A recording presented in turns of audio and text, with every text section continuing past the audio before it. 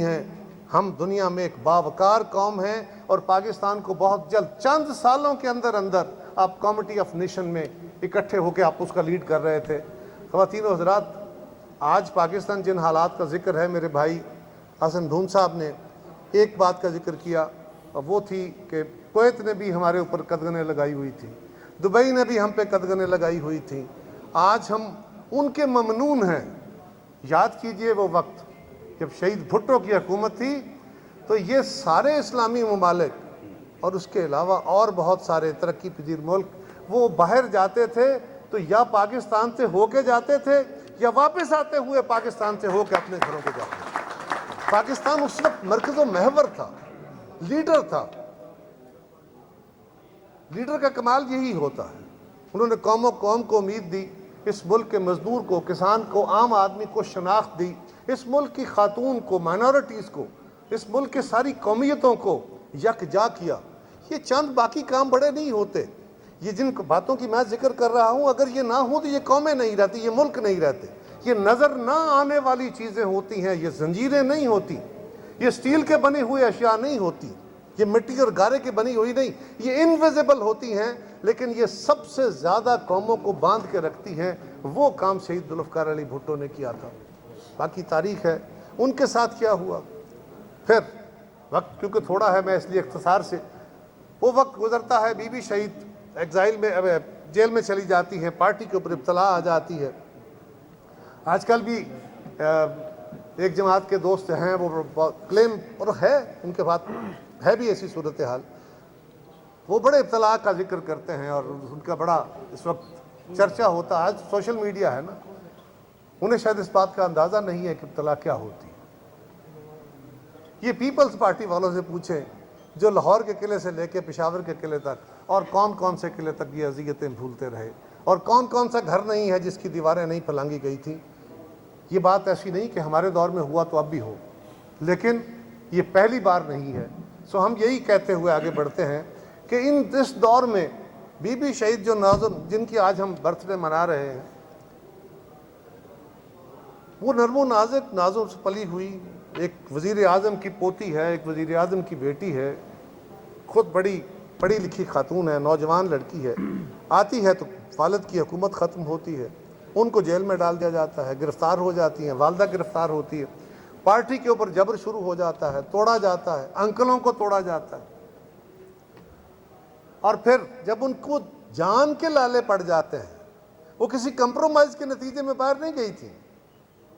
یہ بھی ایک ان کا ایک مثال ہے، وہ کسی کمپرومائز کے نہیں. جب ان کی جان خطرے میں ہو گئی اور ضیاء الحق کو یہ پتہ چل گیا کہ اب اگر یہ باہر نہیں جاتی، اپنا علاج نہیں کراتی، خدا نخواستہ ان کو کچھ ہو گیا تو میرے لیے ملک سنبھالنا سارا جبر کر کے بھی ممکن نہیں رہے گا، تو ان کو باہر جانا پڑا. ایگزائل میں تھیں. آپ میں جن دوستوں کا اس وقت پارٹی کے ساتھ ربط تھا، وہ آج کے دور کی طرح یہ سوشل میڈیا اور باقی چیزیں نہیں تھیں. اس کے باوجود پارٹی کے ہر کارکن کے ساتھ انہوں نے رابطہ رکھا.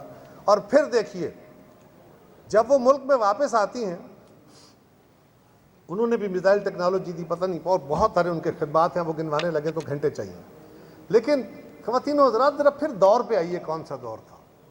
ضیاء الحق کا دور ختم ہوتا ہے، ملک پھر اس کا طیارہ گر گیا ہے، ملک پھر ابتلا میں ہے. یہ سمجھ نہیں آ رہی کہ اب ملک کو چلانا کیسے ہے، آگے کیسے بڑھنا ہے. ایک غیر یقینی کی کیفیت ہے.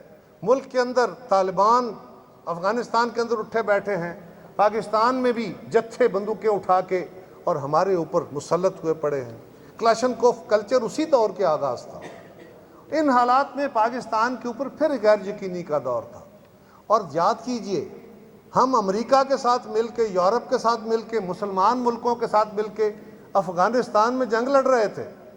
وہ جنگ ختم ہوتی ہے، ضیاء الحق مر جاتا ہے اور پاکستان پہ پھر امریکی قدغنیں لگ جاتی ہیں، پرسنل امینڈمنٹ آ جاتی ہے. پھر پاکستان آئسولیٹ ہو جاتا ہے، پھر بحران ہے. تب بی بی کو لایا جاتا ہے، تب انہیں اجازت دی جاتی ہے کہ آئیں اس ملک کو سنبھالیں.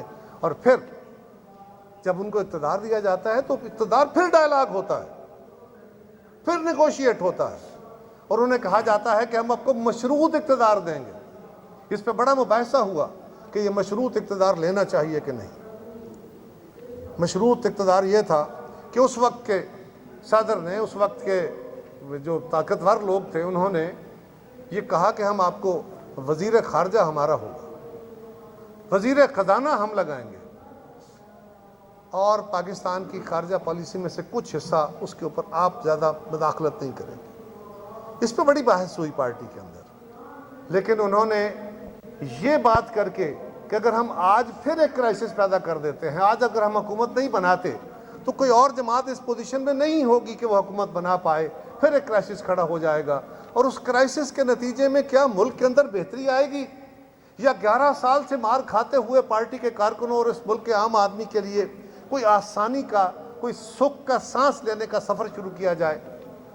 ان کہتریوں، ان خامیوں، ان بیماریوں کو جو ضیاء الحق کے دور میں پیدا کر دی گئی تھی، معاشرتی بھی، معاشی بھی، فرقہ وارانہ بھی، دہشت گردی کے حوالے سے بھی، ان کو دور کرنے کی کوشش کی جائے۔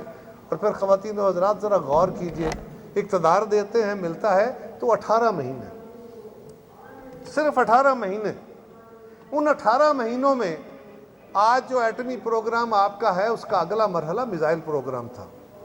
ایٹم بم تو آپ لے آتے ہیں، اس کو بنا لیتے ہیں، لیکن اس بم کو بنانے کے بعد اس کو ڈیلیور بھی کرنا ہوتا ہے۔ آج ہماری افواج نے، جو بڑی ہمارے لیے قابل احترام ہے، قابل عزت ہے، انہوں نے ہندوستان کے جہاز گرائے ہیں، ہندوستان کو ناکوں چنے چبوائے ہیں، پاکستان کا سر فخر سے بلند کیا ہے، تو اسی میزائل ٹیکنالوجی کی وجہ سے کیا ہے۔ اور مجھے یاد ہے کہ بی بی شہید کو، بھٹو صاحب کو ایٹم بم کی سزا ملی تھی، بی بی شہید کو اس کی سزا ملی تھی۔ بی بی شہید کوریا جاتی ہیں، میزائل لے کے آنا ہے، اس ٹیکنالوجی کو لے کے آنا ہے، تو وزیر اعظم پاکستان ایک C-130 میں جاتی ہے، C-130 میں واپسی پہ ٹریول کرتی ہے۔ خطرہ یہ تھا کہ ان کو پتہ چل جائے گا دنیا کو کہ پاکستان کو میزائل ٹیکنالوجی یا میزائل لے کے جا رہا ہے، تو ایک فوجی جہاز کے اندر ٹریول کر کے اگر اسی جہاز میں میزائل رکھ دیا جائے، یعنی وزیر اعظم بم پہ بیٹھ کے آئے، تو پھر پاکستان کو خطرہ نہیں ہوگا۔ یہ رسک لے کے محترمہ وہ میزائل اپنے جہاز میں رکھ کے لائی تھی۔ اس طرح پاکستان کو اس کا آغاز ہوا تھا، ٹیکنالوجی ٹرانسفر ہوئی تھی۔ آج الحمدللہ اس میں ہم نے بہت آغاز آگے لے گئے ہیں، اور پاکستان پھر آئسولیٹڈ تھا۔ پھر پاکستان کو پاکستان پیپلز پارٹی کی قائد محترمہ بینظیر بھٹو شہید نے چین کے بھی قریب کیا، امریکہ کی قدغنیں بھی ختم کی، مسلمان ملکوں کے بھی قریب کیا، اور پاکستان کی سیاسی جماعتوں کو بھی آگے بڑھانے کا کام شروع کیا۔ پاکستان میں پہلی دفعہ خواتین کی طرف توجہ دے کے اس ملک کی خواتین کو عزت دی، ان کو عہدے دیے، ان کو کوٹے دیے، اور ان کے لیے اسپیشل لیجسلیشن کی، مثالی کام کیے۔ اس کے بعد پھر وہ گورنمنٹ ختم ہوتی ہے، دوسری گورنمنٹ آتی ہے، دوسری گورنمنٹ میں بھی کوئی 26 مہینے، یعنی دونوں حکومتیں ملائیں تو 5 سال نہیں بنتے، لیکن اگر ان کے کام گنوائیں تو کوئی 50 سال میں پورے نہیں ہوتے۔ سو ایسے ایسے کام کیے، اور انہوں نے پاکستان کے آئین کو واپس اپنی شکل میں لانے کے لیے کوششیں شروع کی۔ خواتین و حضرات، پھر ان کو وہی ان کے ساتھ ابتلا کا دور آ جاتا ہے، سیاسی جماعتوں کو آپس میں لڑ پڑتی ہیں، لڑایا جاتا ہے، ہم ایک دوسرے کے لیے کوئی اچھے الفاظ بھی نہیں کہتے، اور یہ کہ ہم پہ بھی بڑے ظلم ہوئے، ہم سے بھی غلطیاں ہوئی، اور ان غلطیوں کو اقرار کرنے میں کوئی جرم نہیں ہے، انسان ہیں ہم۔ اس کے نتیجے میں سیاسی عمل کمزور ہوا، کروانے والوں نے تو کروا لی، ان کا تو کام چل گیا، لیکن سیاسی عمل کمزور ہوا۔ پھر پاکستان کے اندر پرویز مشرف کی حکومت آ جاتی ہے۔ میاں نواز شریف صاحب نے کیا نہیں کیا تھا بی بی شہید کے ساتھ، آصف زرداری صاحب کے ساتھ، لیکن جب ان پہ برا وقت آتا ہے تو بی بی شہید ان کے پاس چل کے جاتی ہیں، چارٹر آف ڈیموکریسی لے کے جاتی ہیں کہ آئیے اکٹھے ہو کے اس ملک کو آگے بڑھانے کا کوئی رستہ پیدا کریں۔ اور خواتین و حضرات، یہ پہلی دفعہ نہیں تھا کہ وہ اپنے دکھ، اپنی زیادتیاں، اپنے ساتھ ہونے والی زیادتیاں، اپنے کارکنوں کے ساتھ ہونے والی زیادتیاں بھول کے انہوں نے سٹیپ فارورڈ کیا تھا۔ اس سے پہلے یاد کیجئے، ضیاء الحق جب مرا، اس سے پہلے جب MRD بنائی گئی تو بی بی شہید ذوالفقار علی بھٹو کو شہید کر دیا گیا، سیاسی عمل معطل تھا، سیاسی جماعتوں کو اکٹھا کیا، وہ جماعتیں یہ کارکنوں، یہ عارف خان، یہ آپ کے لیے میرے لیے یہ سب کا سبق ہے. ان کو اکٹھا کیا.